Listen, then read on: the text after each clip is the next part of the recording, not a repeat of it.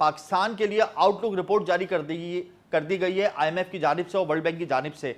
Outlook report में अलग अलग फिगर्स हैं। वर्ल्ड बैंक कहता है 1.7% हमारी जीडीपी रह सकती है, जबकि आईएमएफ ने कहा कि 2.5% हमारी जीडीपी रह सकती है। लेकिन हमने तो अपना जीडीपी का टारगेट मिस कर दिया है 3.5%। इसके लिए हम क्या करेंगे?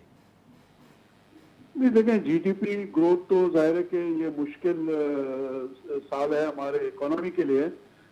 तो वो पिछले साल फ्लड्स भी आ गए थे, तो जीडीपी ग्रोथ मैं समझता हूँ 2% के आसपास रहेगी जी, विच इज फाइन। इस साल के लिए 2% भी हो जाए, क्योंकि आपकी पॉलिसी रेट भी ज्यादा है, तो जाहिर है कि 25% पे तो लोग लोन नहीं लेते हैं और इंडस्ट्री में एक्सपेंशन नहीं करते हैं।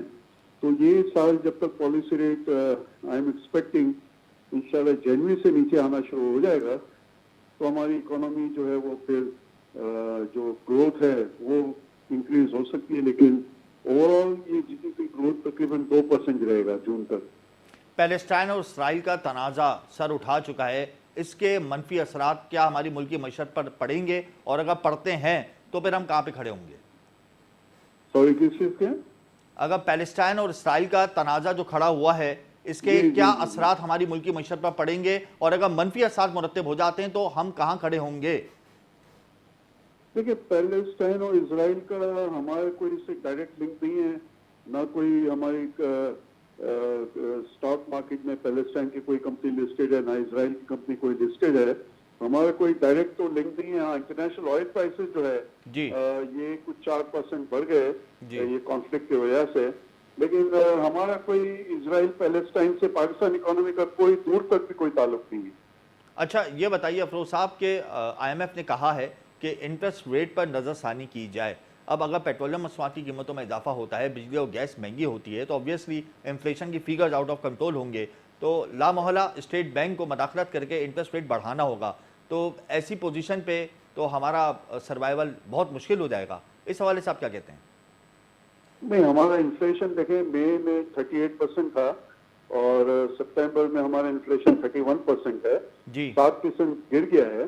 जब इन्फ्लेशन गिरता है तो आईएमएफ कभी भी किसी भी मुल्क को ये नहीं कहता इंटरेस्ट रेट बढ़ाने के लिए, बल्कि वो इंटरेस्ट रेट के कम होना शुरू हो जाते हैं। तो हमारे अभी सिर्फ गैस प्राइसेस की वजह से कुछ इन्फ्लेशन एक आध महीना और ऊपर रहेगा।